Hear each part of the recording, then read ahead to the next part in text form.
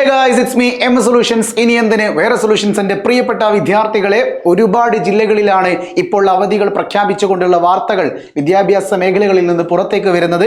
എന്താണ് ഇതിന് റീസൺ? കനത്ത മഴയാണ്, അതിതീവ്ര മഴയാണ്. പലയിടങ്ങളിലും വീടുകൾ വീണുപോകുന്ന അവസ്ഥയാണ്. മണ്ണിടിച്ചിലുകളും ഉരുൾപൊട്ടലുകളിലേക്ക് വരെ സാധ്യതകൾ ഉണർന്നുകൊണ്ടിരിക്കുകയാണ്.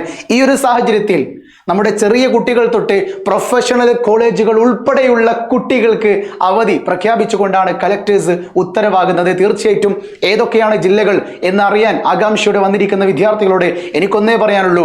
നിങ്ങൾ SSLCയോ അല്ലെങ്കിൽ +1 പഠിക്കുന്ന കുട്ടിയാണെങ്കിൽ താഴെ ഒരു മൊബൈൽ നമ്പർ ഇങ്ങനെ പോകുന്നില്ലേ, ആ മൊബൈൽ നമ്പറിൽ വാട്സപ്പ് ചെയ്താൽ നിങ്ങൾക്ക് A+ ലഭിക്കാനുള്ള ഷുവർ A+ ബുക്ക് അവൈലബിൾ ആയിരിക്കും. ഓക്കെ, നിങ്ങൾക്ക് +1ലും SSLCയിലും ആവശ്യമായ A+ ലഭിക്കാനോ ഫുൾ മാർക്ക് ലഭിക്കാനോ ആവശ്യമുള്ള ഷുവർ A+ ബുക്ക് താഴെ കാണുന്ന മൊബൈൽ നമ്പറിലേക്ക് വാട്സപ്പ് ചെയ്താൽ മതി. കൂടുതൽ ഡീറ്റെയിൽസ് കിട്ടും കേട്ടോ.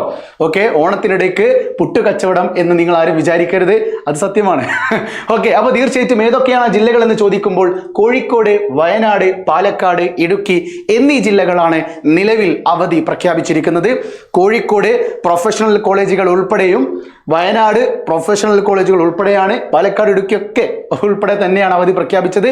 എന്നാൽ എടുത്തു പറഞ്ഞൊരു കാര്യമുണ്ട്, സ്വകാര്യ ട്യൂഷൻ സെന്ററുകൾക്കടക്കം അവധി ബാധകമാണെന്ന് എടുത്തെടുത്ത് പറഞ്ഞിട്ടുണ്ട്. ഇന്നലെ MS സൊല്യൂഷൻ ഒരു വീഡിയോ ചെയ്തിട്ടുണ്ടായിരുന്നു. അതായത് ബുധനാഴ്ചയും അവധി ലഭിച്ചേക്കും. ആ രീതികളിലാണ് കേരളത്തിൻ്റെ മഴ എന്ന് പറയുന്നത്.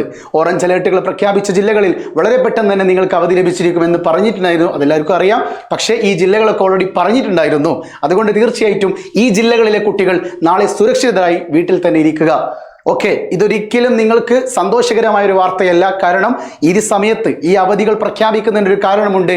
പല ജില്ലകളിലും പലരും ഒഴുക്കുകളിൽ പെട്ടുപോകുന്നുണ്ട്, പലരും മരണത്തിലേക്ക് വഹിക്കപ്പെടുന്നുണ്ട്. തീർച്ചയായിട്ടും മഴ ഒരു എന്താ പറയുക, പേടിക്കേണ്ട ഒരു അവസ്ഥ തന്നെയാണ്. പറയാൻ പറ്റില്ല എന്തൊക്കെ സംഭവിക്കുന്നുള്ളത്. ഓക്കെ, എംസാൻ്റെ സിമെൻറ്റ് ഒക്കെ നിങ്ങൾ ആലോചിക്കേണ്ടതാണ്.